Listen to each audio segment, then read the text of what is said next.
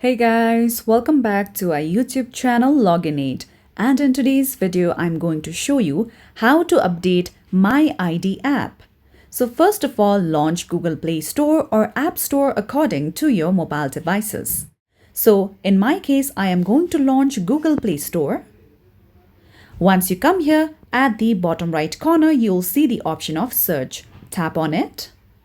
Now simply go to the search bar on top. Now search for MyID.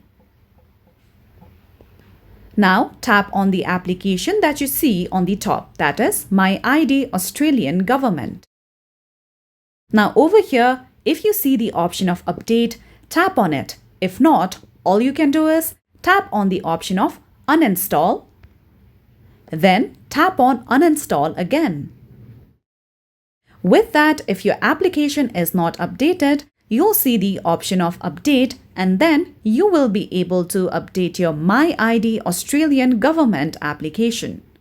So that's how simply you can update your app. So that's it for today's video, and at last, don't forget to subscribe to our YouTube channel.